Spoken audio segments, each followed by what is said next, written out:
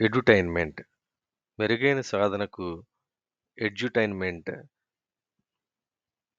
ఎప్పుడూ ఒకేలా చదవడం అంటే బోర్ కొట్టేస్తుంది కదా! అదే కాస్త కొత్తగా సాధన చేసేందుకు ప్రయత్నిస్తే వినూత్నంగా ఎప్పటికప్పుడు సబ్జెక్టు నేర్చుకోవడమే కా నేర్చుకోవడాన్ని ఆస్వాదించవచ్చు. ఇందుకోసం వచ్చిందే ఎడ్యుటైన్‌మెంట్. ఎప్పుడూ ఒకేలా చదవడం బోర్ కొట్టేస్తుంది కదా! అదే కాస్త కొత్తగా సాధన చేసేందుకు ప్రయత్నం చేస్తే వినూత్నంగా ఎప్పటికప్పుడు సబ్జెక్టు నేర్చుకోవడాన్ని ఆస్వాదించవచ్చు.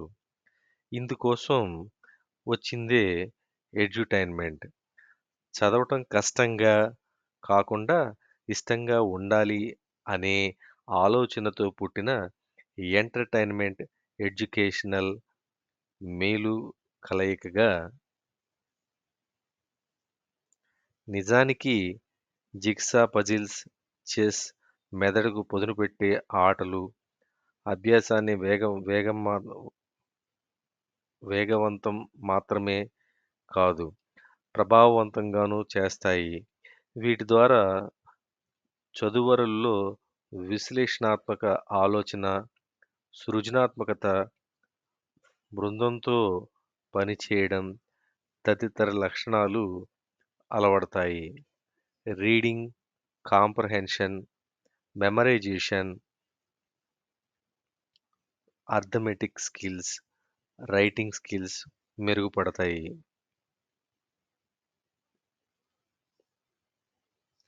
విద్యాభ్యాస పద్ధతులు ఎప్పటికప్పుడు మెరుగుపడడం చాలా అవసరం.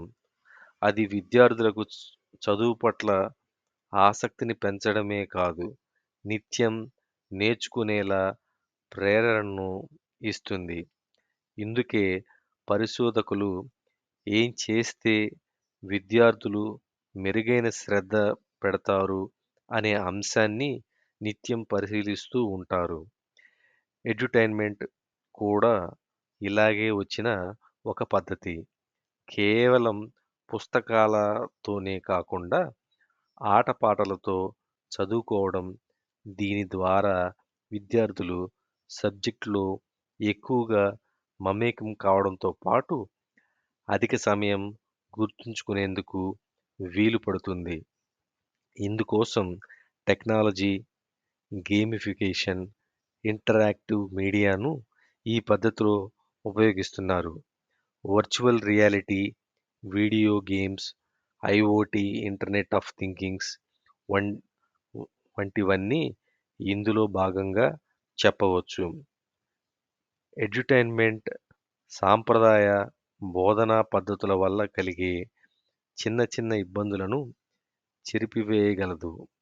Gaming, simulations, story telling, virtual reality, augmented reality, multimedia వంటి వాటితో విద్యార్థులు మరింత ప్రభావవంతంగా అంశాలను నేర్చుకునే వీలుంది.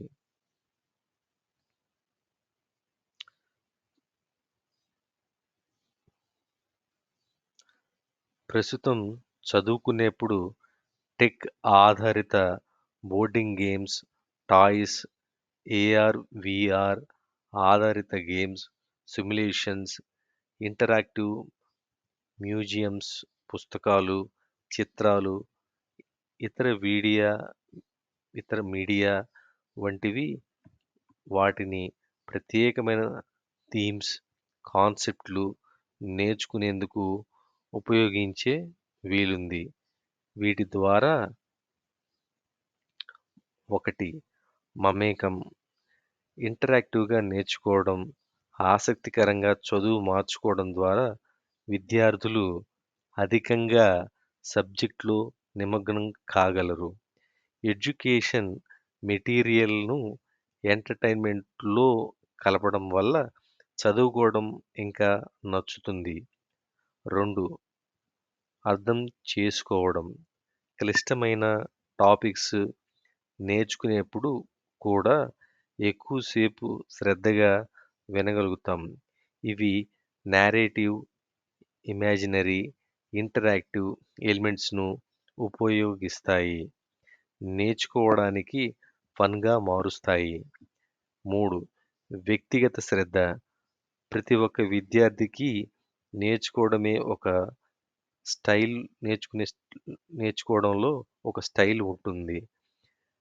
ఎడ్యుటైన్‌మెంట్ దానికి మరింత మెరుగులద్దుతుంది. ఆ పద్ధతికి తగిన విధంగా నేర్చుకునే అవకాశాన్ని కల్పిస్తుంది. తగిన కంటెంట్ దొరికేలా చేస్తుంది. 4. ఇతరులతో ఎడ్యుటైన్‌మెంట్ ప్లాట్‌ఫార్మ్స్ విద్యార్థుల మధ్య సమన్వయం ఉండేలా కొలాబరేటివ్ మెథడ్స్‌ను పాటిస్తాయి. ఒకరితో ఒకరు మాట్లాడుకోవడం ద్వారా సందేహాలు నివృత్తి చేసుకునేలా చేస్తాయి. ఇలా పరస్పరం సహకరించుకోవడం, టీమ్ వర్క్, కమ్యూనికేషన్ స్కిల్స్, కోఆపరేషన్‌ను పెంచుతుంది. నిజానికి ఆన్‌లైన్ లెర్నింగ్ ప్లాట్‌ఫార్మ్స్ అన్నింటినీ ఎడ్యుటైన్‌మెంట్‌లో భాగంగా చెప్పుకోవచ్చు. గేమ్స్, యాప్స్ రూపంలో మరింత సమర్థంగా నేర్చుకునేందుకు దోహదం చేసే ప్రతి అంశం ఈ కోవలోనే వస్తుంది. మరి ఇంకెందుకు ఆలస్యం? వీటిని ఉపయోగించుకొని మీరు ఎడ్యుటైన్‌మెంట్ అవ్వండి. ఇది ఈనాడు పేపర్ వారి సౌజన్యంతో. Thank you.